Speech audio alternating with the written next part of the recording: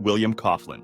It was May 28, 1993, when 26-year-old William Coughlin, with a newfound passion for caving, decided to visit a cave in Kentucky with his friends James and Kevin. The cave was divided into two sections: the historic tour, which was accessible to most visitors, and the more dangerous wild tour, reserved for experienced and daring people. After completing the easier historic tour, the guide asked if they wanted to proceed with the more challenging wild tour. Once they agreed, they were required to sign a document acknowledging the risks involved and absolving the operators of any responsibility. This should have been the first red flag, and Kevin decided to opt out, returning to the safer area. The remaining group, now consisting of William, James, and 4 other participants, was led by the guide into the wild tour. He stressed the importance of staying close and reminded them of the potential dangers. As they descended into the lower sections of the cave, they encountered a 30-foot hanging cable ladder with wooden rungs. After climbing down and going a bit forward, there was a second, shorter ladder. At the bottom of the second ladder, the guide informed the group that the official tour had ended. He mentioned they could explore nearby passages if they wished, but noted that they were running behind schedule and that he needed to step away briefly for a phone call. He left the group at the base of the ladder, and this is when William decided to explore a passage he had noticed earlier. He discussed it with James, who agreed, and William attempted to climb back up the second ladder. However, the climb proved difficult. He was 6 feet tall and weighed 220 pounds. Struggling to ascend, William decided to wait for the guide instead. As time passed and the guide didn't return, William attempted to climb the ladder again. Tragically, halfway up, he lost his grip and fell violently, striking his head on a protruding rock before landing hard on the ground. Blood began pooling from his head, and James rushed to help him. Although William remained conscious, he was delirious and visibly stunned. When the guide finally returned, he instructed the group to climb back out the way they came. However, William's condition made this impossible. James, frustrated, demanded the guide call a cave rescue team, but the guide dismissed the idea, insisting that the group work together to get William out. James began to suspect the guide was avoiding involving authorities, perhaps to prevent panic among other visitors. The group decided their best option was to bypass the second ladder entirely and take an alternative route through a narrow, previously mapped corridor, not part of the official tour. With teamwork, they managed to navigate the initial section, carrying William with them. However, the real challenge came when they reached a rough, sharp V-shaped passage, which made gripping difficult. When it was William's turn, he went in head first, but his size made it an extremely tight fit. Halfway through, he became stuck and realized he couldn't move forward or backward. Trapped in a horizontal position with his arms pinned beneath him, he began to panic. The tightness of the passage compressed his chest, making it difficult for him to breathe. The group's attempts to pull him out were futile. As panic set in, the guide instructed James to exit the cave and inform the owner of the situation. James rushed to the surface, but the owner appeared reluctant to involve authorities. The guide, finally recognizing the severity of the situation, went out to get a medkit and to call for emergency services. It took 3 hours for rescue and medical personnel to arrive. Meanwhile,